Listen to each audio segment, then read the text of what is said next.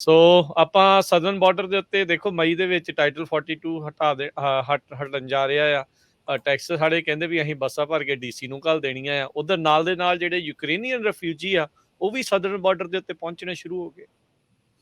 ਜੀ ਬਿਲਕੁਲ, ਹੁਣ ਕ੍ਰਾਈਸਿਸ ਕਿਉਂਕਿ ਕਿਹੜਾ 7th ਜਾਂ 8th ਵੀਕ ਚੱਲ ਰਿਹਾ ਹੈ ਨਾ, ਆਪਾਂ ਦੇਖਿਆ ਹੀ ਆ ਵੀਡੀਓ, ਕਿਸੇ ਨੂੰ ਦੱਸਣ ਦੀ ਲੋੜ ਨਹੀਂ, ਪਤਾ ਹੀ ਆ ਸਾਰਿਆਂ ਨੂੰ ਕੀ ਹੋ ਰਿਹਾ। ਹੁਣ ਕਾਫੀ ਲੋਕੀ ਮਰ ਰਹੇ ਆ। ਸੋ ਬਾਈਡਨ ਸਰਕਾਰ ਨੇ ਕਿਹਾ ਸੀਗਾ ਕਿ 1 ਲੱਖ ਜਿਹੜਾ ਰਿਫਿਊਜੀ ਉਹਨਾਂ ਨੇ ਲੈਣਾ ਨਾ, ਹੁਣ ਨੰਬਰ ਕਿੱਦਾਂ ਆਇਆ 1 ਲੱਖ ਦਾ ਸਾਨੂੰ ਨਹੀਂ ਪਤਾ, ਪਰ ਜਿਹੜਾ ਉਹਨਾਂ ਦਾ ਐਕਚੁਅਲ ਜਿਹੜੀ ਡਿਸਪਲੇਸਮੈਂਟ ਹੋਈ ਹੈ ਕਿ 4.3 ਮਿਲੀਅਨ, ਮਤਲਬ ਕਿ 43 ਲੱਖ ਜਿਹੜੇ ਯੂਕਰੇਨੀਅਨ ਆ ਆਪਣਾ ਦੇਸ਼ ਛੱਡ ਕੇ ਜਾ ਚੁੱਕੇ ਆ।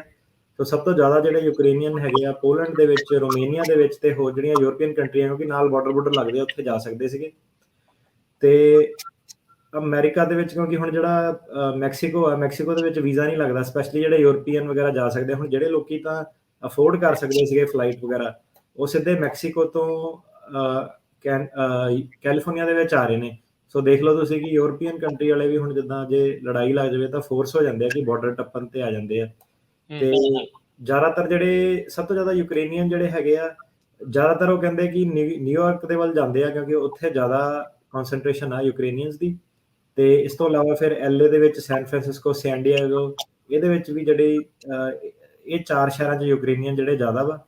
ਤੇ ਸੈਕਰਾਮੈਂਟੋ ਦੇ ਵਿੱਚ ਜ਼ਿਆਦਾ ਨਹੀਂ ਹੈਗੇ, ਪਰ ਕਨਸੈਂਟ੍ਰੇਸ਼ਨ ਕਹਿ ਲਓ ਯੂਕਰੇਨੀਅਨਸ ਦੀ, ਜਿਹੜਾ ਉਹਨਾਂ ਨੇ ਅੰਕੜਾ ਦੱਸਿਆ ਉਹ ਇਹ ਦੱਸਿਆ ਕਿ 1 in every 125, ਮਤਲਬ ਕਿ 125 ਜਾਣਿਆਂ ਚੋਂ 1 ਜਾਣਾ ਯੂਕਰੇਨੀਅਨ ਜਿਹੜਾ ਹੈਗਾ ਸੈਕਰਾਮੈਂਟੋ ਏਰੀਆ 'ਚ ਹੈਗਾ। ਤੇ ਇਹ ਜਿਹੜੇ ਹੁਣ ਸਾਰੇ ਯੂਕਰੇਨੀਅਨ ਆ, ਇਹਨਾਂ ਕੋਲ ਚੋਇਸ ਨਹੀਂ ਹੈਗੀ ਤੇ ਬਾਰਡਰ ਟੱਪ ਕੇ ਹੁਣ ਜਿਹੜੇ ਉਹ ਆ ਰਹੇ ਆ।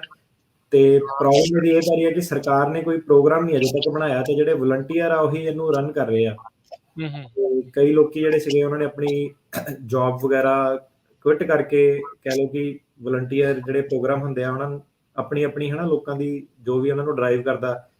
ਤੇ ਇੱਕ ਰੀਅਲ ਐਸਟੇਟ ਏਜੰਟ ਸੀ ਇੱਥੇ ਸੈਨ ਮਟੇਓ 'ਚ, ਉਹਨੇ ਜਦੋਂ ਵਲੰਟੀਅਰ ਕਰਨਾ ਸ਼ੁਰੂ ਕੀਤਾ, ਫਿਰ ਜਦੋਂ ਸਿਸਟਮ 'ਚ ਪਈ ਉਹਦੀ ਇੰਟਰਵਿਊ ਲੈ ਰਹੇ ਸੀਗੇ, ਤੇ ਉਹਨੇ ਕਿਹਾ ਕਿ ਇਹ ਤੇ ਬਾਰਡਰ ਦਾ ਤੇ ਸਿਸਟਮ ਦਾ ਬਹੁਤ ਮਾੜਾ ਹਾਲ ਆ, ਕਿ ਵਲੰਟੀਅਰ ਵੀ ਇੱਕ ਹੱਦ ਤੱਕ ਹੀ ਜਿਹੜੀ ਤੁਹਾਨੂੰ ਹੈਲਪ ਜਿਹੜੀ ਉਹ ਕਰ ਸਕਦੇ ਆ। ਤੇ ਜਿਹੜੇ ਸੈਨ ਡਿਏਗੋ ਵਗੈਰਾ ਦੇ ਜਿਹੜੇ ਚਰਚ ਸੀਗੇ, ਸੋ ਆਪਾਂ ਦੇਖਿਆ ਕਿ ਪਹਿਲਾਂ ਵੀ ਸ਼ੋਆਂ ਤੇ ਗੱਲ ਕੀਤੀ ਆ ਕਿ ਜਿਹੜੇ ਰਿਲੀਜੀਅਸ ਅਦਾਰੇ ਆ ਕਈਆਂ ਦੇ, ਇਹਨਾਂ ਦੇ ਜਿੱਦਾਂ ਕੈਥੋਲਿਕ ਚੈਰਿਟੀਜ਼ ਵਗੈਰਾ ਹੋ ਗਿਆ, ਇਹ ਇਮੀਗ੍ਰੈਂਟਸ ਦੀ ਕਾਫੀ ਜਿਹੜੀ ਹੈਲਪ ਕਰਦੇ ਆ, ਭਾਵੇਂ ਉਹ ਹਿਸਪੈਨਿਕ ਇਮੀਗ੍ਰੈਂਟਸ ਆ, ਭਾਵੇਂ ਉਹ ਯੂਕਰੇਨੀਅਨ ਆ ਜਾਂ ਕੋਈ ਵੀ ਆ। ਸੋ ਇਹਨਾਂ ਨੂੰ ਇਹ ਰਹਿਣ ਦੀ ਜਿਹੜੀ ਜਗ੍ਹਾ ਉਹ ਪ੍ਰੋਵਾਈਡ ਕਰਦੇ ਨੇ ਫ੍ਰੀ ਆਫ ਕਾਸਟ, ਕਿ ਜਦ ਤੱਕ ਇਹ ਆਪਣਾ ਅੱਗੇ ਫਿਗਰ ਆਊਟ ਨਹੀਂ ਕਰਦੇ ਕਿ ਕਿੱਥੇ ਇਹਨਾਂ ਨੇ ਜਾਣਾ। ਸੋ ਇਹ ਜਿਹੜੇ ਚਰਚਿਸ ਆ ਇਹ ਕਾਫੀ ਹੈਲਪ ਕਰ ਰਹੇ ਨੇ ਸਦਰਨ ਬਾਰਡਰ ਦੇ ਉੱਤੇ। ਤੇ ਦੇਖੋ ਅੱਗੇ ਕ੍ਰਾਈਸਿਸ ਜਿਹੜਾ ਅੱਗੇ ਕਿੱਦਾਂ ਬਣਦਾ, ਕਿੱਦਾਂ ਅਨਫੋਲਡ ਹੁੰਦਾ। ਤੇ ਅੱਜ ਦੀ ਡੇਟ ਦੇ ਵਿੱਚ ਜਿਹੜੇ ਯੂਕਰੇਨੀਅਨ ਉਹਨਾਂ ਦਾ ਅਸਾਈਲਮ ਕਲੇਮ ਸਾਰਾ ਕਾਫੀ ਸਟਰੋਂਗ ਆ, ਪਰ ਪ੍ਰੋਬਲਮ ਯੂਕਰੇਨੀਅਨ ਅਸਾਈਲਮ ਕੇਸਿਸ 'ਚ ਇਹ ਹੋਣੀ ਆ ਕਿ ਜਦੋਂ 4 ਸਾਲ 5 ਸਾਲ ਬਾਅਦ ਇਹਨਾਂ ਦੀ ਵਾਰੀ ਆਣੀ ਹੈ, ਜਿਹੜਾ ਤਾਂ ਅੱਜ ਕੇਸ ਸੁਣਿਆ ਗਿਆ ਉਹਦਾ ਤਾਂ ਉਹਨਾਂ ਨੇ ਅਪਰੂਵ ਕਰ ਦੇਣਾ ਕਿ ਠੀਕ ਹੈ ਤੂੰ ਜਾ ਨਹੀਂ ਸਕਦਾ, ਹੈ ਨਾ, ਤੇਰੀ ਗਵਰਨਮੈਂਟ ਤੈਨੂੰ ਪ੍ਰੋਟੈਕਟ ਨਹੀਂ ਕਰ ਸਕਦੀ। ਪਰ ਮੰਨ ਲਓ 4-5 ਸਾਲ ਬਾਅਦ ਹਾਲਾਤ ਹੋਰ ਹੋ ਗਏ, ਫਿਰ ਉਹਨਾਂ ਨੇ ਇਹ ਕਹਿਣਾ ਕਿ ਹੁਣ ਆਪਾਂ ਤੁਹਾਨੂੰ ਅਸਾਈਲਮ ਦੇ ਨਹੀਂ ਸਕਦੇ, ਕਿਉਂਕਿ ਤੁਹਾਡੀ ਜਿਹੜੀ ਪ੍ਰੋਬਲਮ ਆ, ਤੁਹਾਡੀ ਸਰਕਾਰ ਤੁਹਾਨੂੰ ਤੰਗ ਨਹੀਂ ਕਰਦੀ ਪਈ, ਤੁਹਾਨੂੰ ਤਾਂ ਬਾਹਰ ਵਾਲੀ ਸਰਕਾਰ ਜਿਹੜੀ ਉਹ ਤੰਗ ਕਰਦੀ ਸੀਗੀ, ਤੇ ਹੁਣ ਉਹ ਜਿਹੜਾ ਹਮਲਾ ਉਹ ਹਟ ਗਿਆ, ਇਸ ਲਈ ਤੁਹਾਡੀ ਜਿਹੜੀ ਸਮੱਸਿਆ ਉਹ ਦੂਰ ਹੋ ਗਈ ਆ।